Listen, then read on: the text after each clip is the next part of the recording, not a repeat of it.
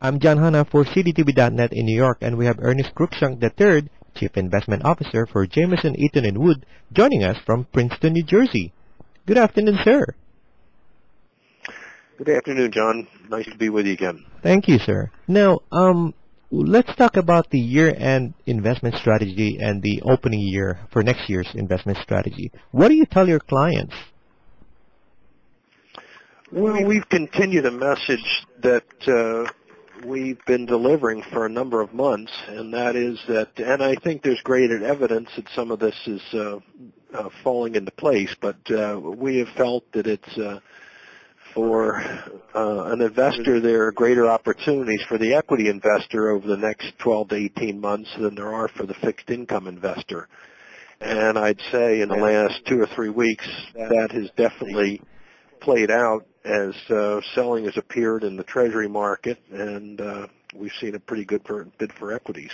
So we're constructive, and we think some of these trends should continue through the coming year.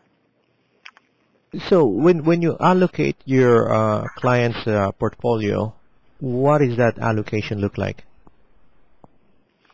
Well, it's customized for every client, very much dependent upon some of their the parameters they've established, their risk tolerance and so forth. But for a conservative individual client with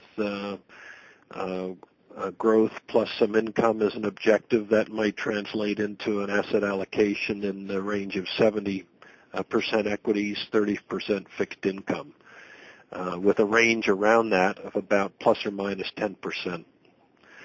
So at the moment, we're at the upper range of that long-term asset allocation and reflecting our positive view for equity going forward. Now, in the coming year, what are you looking at? What kind of sectors are you looking at in the coming year? Well, we look very much at the earning power of the S&P 500 and industry groups within. We look like S&P earnings in a very broad sense will move from about $84 in 2010 to $94 in 2011, and some early projections are beginning to be north of 100, in a range of 100 to 105 for 2012. That enables us to project a pretty good return for equities from their current price levels. But it's very much driven by profitability in the corporate sector. Balance sheets of most companies are in pretty good shape, and as far as sectors, we would lean a little bit as the economy's showing a little bit of life.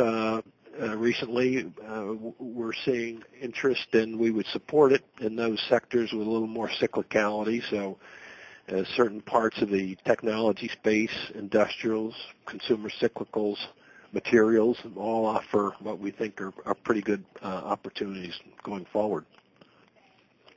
Now, let's talk about the health care sector.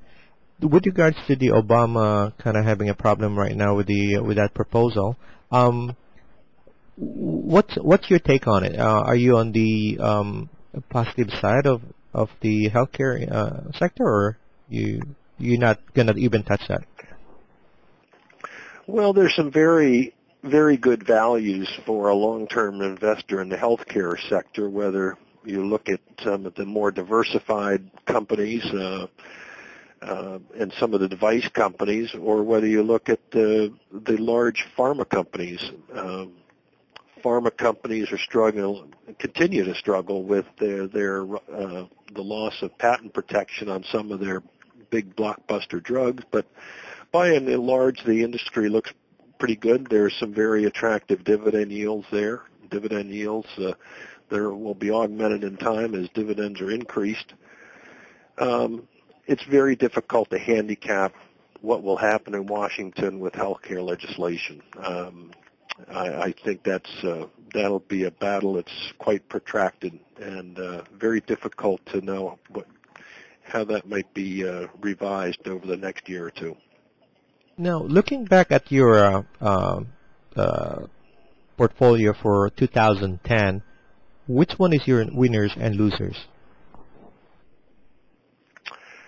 Oh, I would say in the fixed income area, our call for the last 18 months to be overweight in corporates has been a very positive move for us. More recently, our move to be short in duration relative to the duration of our benchmark indices has also begun to pay off. In the equity side, I would say some of our technology and industrial names have been clear leaders for us. In healthcare, Intuitive Surgical over the last 18 months has been a very good performer for us. But ironically, within each sector, there are a number of companies that have done well, some that have lagged a little bit, and we do have a few of those which we think should offer some potential for catch-up in 2011.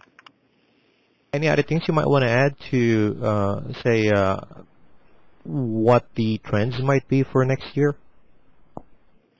Well, I think we've had a nice run from our some of the lower levels that prevailed in the equity market a month or two ago, and I think an ongoing challenge will be news from the financial sector, and particularly news from Europe as the EU wrestles with its problems with the euro and deficits over there. So although I think we have positive developing trends here, I think they can at times be crowded out by headlines from overseas.